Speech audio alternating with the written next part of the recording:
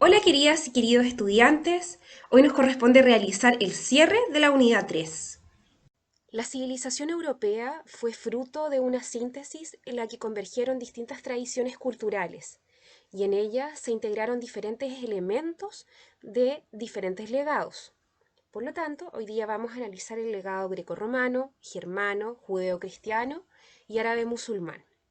Desde el punto de vista del legado greco-romano, destacamos el arte, la arquitectura, la belleza de las proporciones, las columnas, los capiteles decorados, los templos.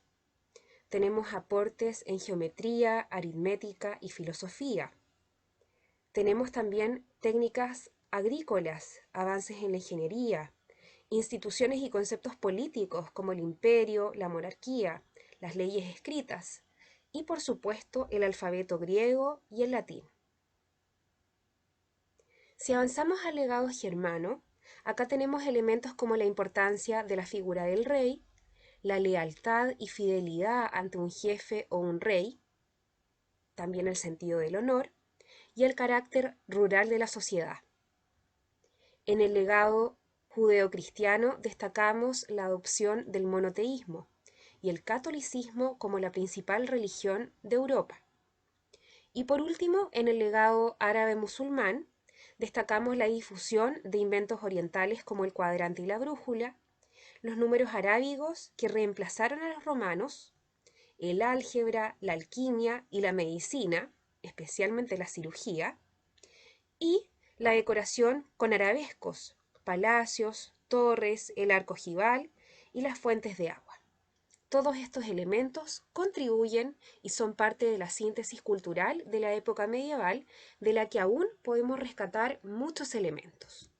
Durante los últimos siglos medievales, Europa fue testigo de importantes cambios en diferentes ámbitos: la agricultura, el número de habitantes, la cultura, las artes, el comercio, la política y la vida urbana.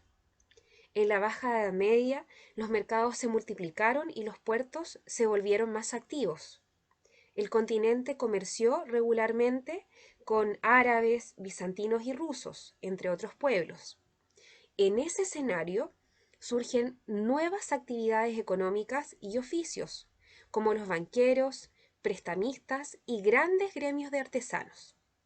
Sin embargo, durante los dos últimos siglos medievales, es decir, el siglo XIV y XV, Europa experimentó un difícil momento: epidemias, hambrunas, guerras, y todo esto significó un declive general de la economía, que junto con la caída del Imperio bizantino, el último bastión de la antigua autoridad imperial romana, se ha interpretado como el fin de la Edad Media.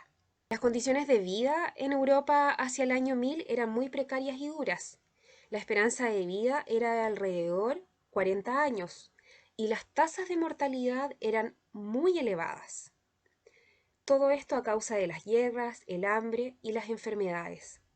Las mujeres fallecían muchas veces al momento del parto y existía una alta mortalidad entre los niños pequeños. A esto se suma un contexto inseguro debido a la presencia de piratas y nuevas invasiones.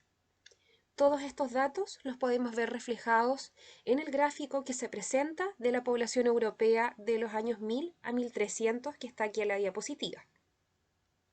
Desde mediados del siglo XI, la población europea comenzó a aumentar progresivamente.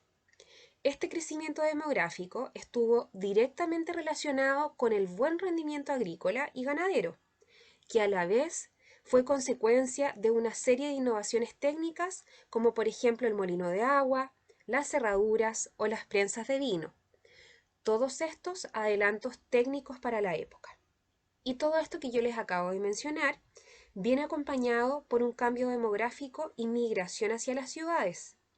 La inmigración del campo hacia las nacientes ciudades y la constitución de las clases nuevas de los mercaderes y artesanos aparecían en la misma época como un resultado del aumento del número de habitantes. Esto es lo que señala un historiador que se llama Henry Pirenne en una obra llamada Historia Económica y Social de la Edad Media. Él nos señala que este aumento demográfico es aún más notable a partir del siglo XII y proseguirá sin interrupción hasta fines del siglo XIII.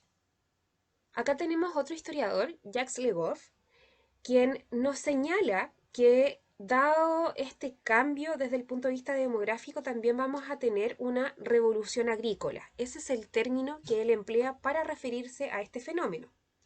La población fue capaz de superar los estragos de la mortandad, es decir, las hecatombes de las hambres y las epidemias, y el hecho más importante y más favorable es que el crecimiento económico supera a este crecimiento demográfico.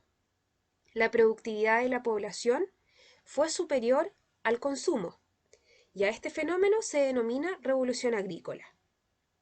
Los progresos en las herramientas como el arado con ruedas, los utensilios de hierro y los métodos de cultivo, por ejemplo, también el acrecentamiento de las superficies cultivadas y el aumento de la fuerza de trabajo animal, suponen un aumento de los rendimientos, una mejora en la cantidad y en la calidad de los regímenes alimenticios. Por lo tanto, esto va a significar que la revolución agrícola va de la mano también con el crecimiento demográfico. Con esto damos por finalizada la unidad 3. Espero que se encuentren muy bien y cuídense mucho.